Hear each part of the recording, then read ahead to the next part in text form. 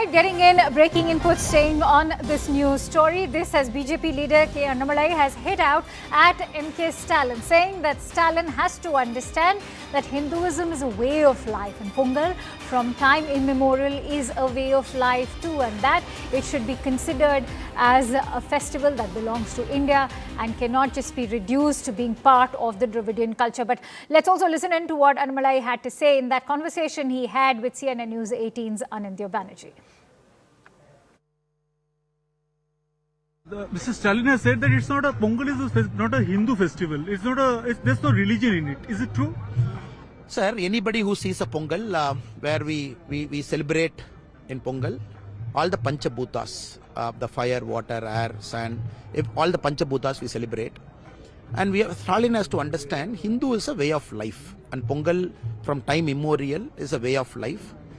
And when Stalin chooses to see religion within a very closed doctrine, a closed border, then is sadly mistaken. Hindu religion itself is a celebration of way of life. Unfortunately, the Chief Minister Stalin ji, he doesn't know this. I remember distinctly 3-4 years back when he participated in a Pongal celebration, there was a pot kept. Instead of fire, there was cotton kept, and then they put some design, and then he just gave pose. A person who does Pongal like that, what does he know about Hindu ritual? What does he know about Hindu way of life? It's very unfortunate a person sitting in the Chief Minister's chair is making this kind of statement for the last 3-4 days. All right, let's quickly go across to Pallavi Ghosh and Purnima Murli, who are both joining me live on the broadcast. Pallavi, by not acknowledging that Pongal is a Hindu festival, is M.K. Stalin himself, sort of contradicting the secular credentials that the DMK and he themselves boast of? Well, frankly speaking, Akanksha, I think Purnima will bear me out on this, and I think this has been a different stand which the DMK has taken, whether it was on the Sanatan Dharma issue and whether it's on the Pongal issue. But what it does for the Congress party, I would say, Akanksha, is even more damaging. Congress is in an alliance with the DMK. And I remember during the Madhya Pradesh election, the Sanatan Dharma comment had come in from Udaynidhi Stalin.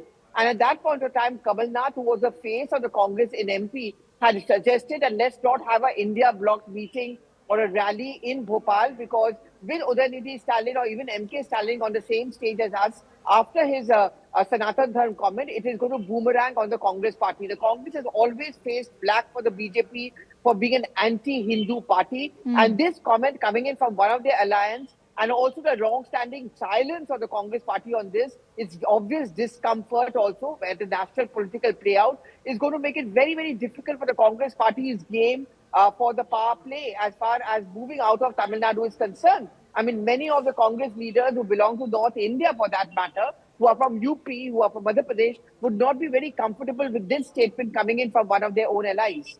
All right, stay with me, Pallavi. Let me also bring in Purnima on the DMK bit. Purnima, taking that forward, to reduce, say, Pongal to just being a Dravidian festival or to not acknowledge its Hindu roots, how is this now going to play out for M.K. Stalin and, of course, the DMK?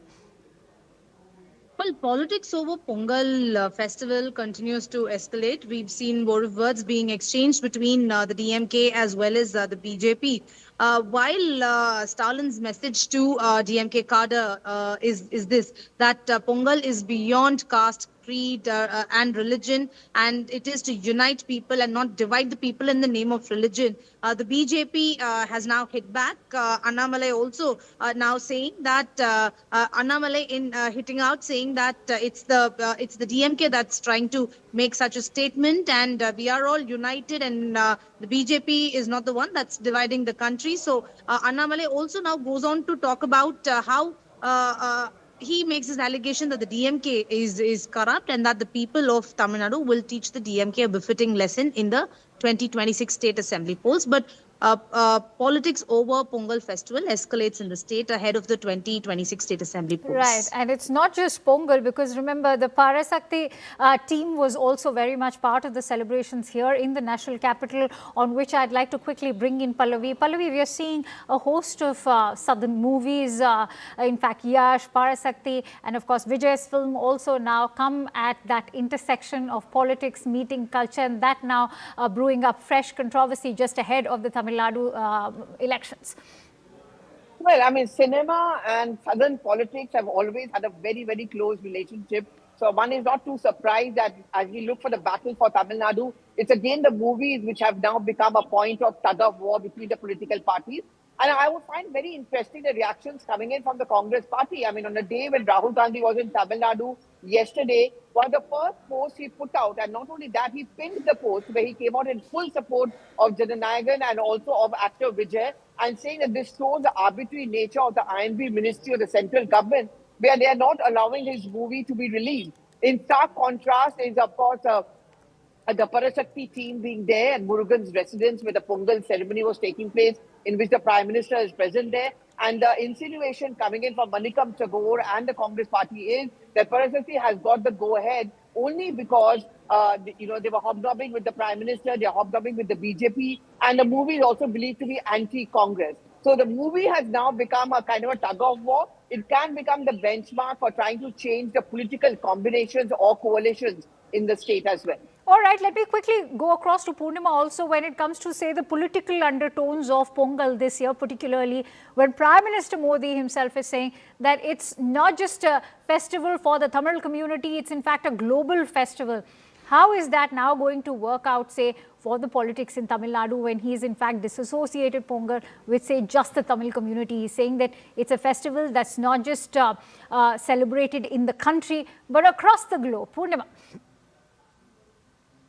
Well, the BJP is also keeping in mind the 2026 State Assembly polls, and BJP leaders say that that Prime Minister celebrating Pongal is a symbol of Prime Minister's love for Tamil culture, Tamil language, and Tamil pride, and that's evident because Prime Minister says it's not just a festival for Tamil Nadu; it's a festival across the world, and that's something that BJP says shows Prime Minister's love for the Tamil culture, because Pongal is a Tamil festival and it'll span for about 3 days. And DMK now hits out at this, says that BJP is only playing the Tamil card in the run-up to the 2026 State Assembly polls, and this will not help the party make inroads in the State Assembly polls. Is something that the DMK says.